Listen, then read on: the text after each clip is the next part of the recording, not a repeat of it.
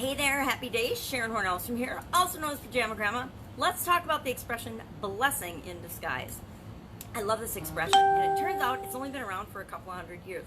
About 200 years ago, a poet named James Hervey used the expression blessing in disguise in a poem of his, and ever since then it caught on and has been really, really popular.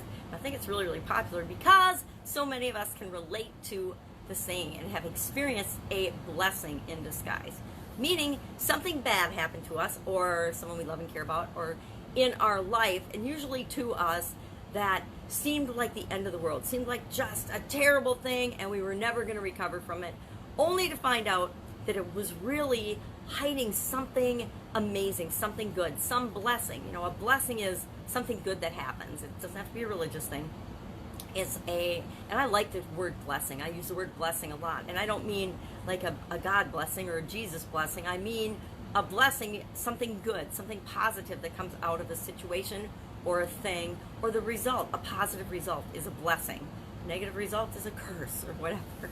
So, blessings in disguise. Have you personally experienced something bad happening in your life that turned out to be something good for you? I think of so many things in my life that most people would consider really, really bad things, especially when it comes to health and business things. Nothing will stop us faster in our tracks than any health challenge. And I probably mentioned this, but I had a sudden cardiac arrest in 2010 and actually died. And most people would think, oh my God, that's the worst thing that could ever happen to you, to drop dead. I guess it's pretty bad if you drop dead and you're gone. But I'm still here, so obviously it didn't stick. And I thought at the time that that was terrible, that my life was going to change dramatically and that it was going to change for the worse. Well, it turns out my life did change dramatically, but it changed for the better. It gave me an opportunity to give myself permission to stop doing the things that weren't fun anymore, that didn't feel good to me, primarily from a business standpoint, but also from a personal standpoint. It let me say no to things that weren't right for me, that I probably should have been saying no to all along, but I wasn't, because I felt like I had to do them, or I should do them, or I needed to keep doing this or that. And I spent a lot of decades doing things that I thought I should do, but that didn't necessarily feel awesome to me. I got involved in businesses and I worked like a maniac and produced amazing results, but at what expense? At practically killing me.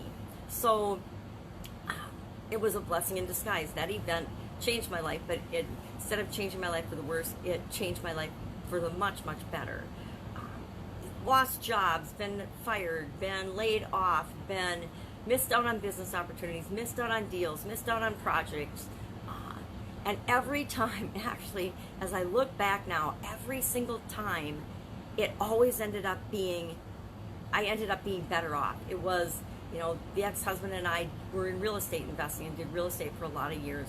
And every time we missed out on what we thought was a huge, amazing deal, we would come to find out later on that there was some huge flaw or legal issue or structural issue that we weren't aware of when we were looking at the deal that would have ended up making it a bad investment, a bad project.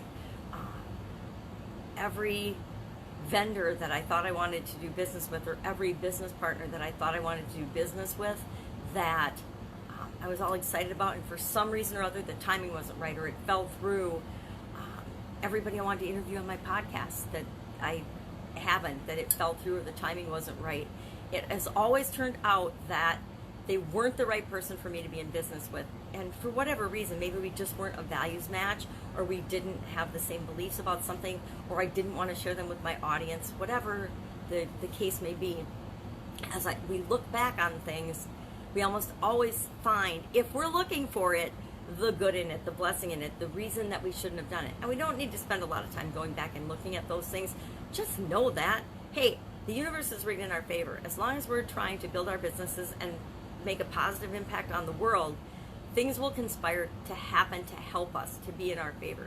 So even though something might appear to be bad at the moment, maybe there's a law change, and I've had that happen too, where laws have changed and we've had to change the course of our businesses, and it felt terrible at the time, but it turns out that it was good for everybody. It was much better for the bigger picture and in the end our profitability than had that law not been put in place, had it not changed. we always just go with the flow and figure things out. That's the one thing about being a business owner and entrepreneur. Our job is just to figure stuff out, right? And it's fun. If you look at it as exciting and fun and challenging, it is. If you look at it as, oh my God, it's the end of the world, it is that as well. So what are some of the blessings in disguise that you've experienced as you've been growing and building and supersizing your business? It might be, oh my God, I can think of everything. I've had embezzlers, I've had bad business partners, I've had, health challenges, I've had floods, I've had, natural disasters, you name it. In my 45 years of business experience, I've experienced just about anything you can possibly imagine. So each of those things, looking back historically, has turned out to be a blessing because they've made me who I am today, and they've created the opportunity for me to continue to grow and be a better person. I like to think that I'm always becoming a better person.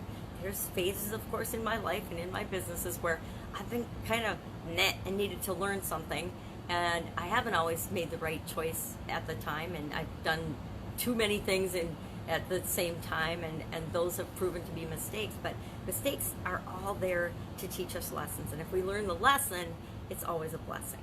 So I'd love if you'd share in the comments below some of the blessings in disguise that you've experienced so that we can all learn and share with one another. Have an absolutely amazing day. I'll of course be with you tomorrow with another interesting idiom and saying, and where did it come from, and why might it be important to you to think about that. Bottom line is, we want to make sure that we are blessings for our customers and our clients and the people that we do business with, and kind of everybody in our lives. And if we're not, why not? And I would say, don't disguise it. Just be a blessing to people and attract them to you. Have an amazing day. Catch you tomorrow.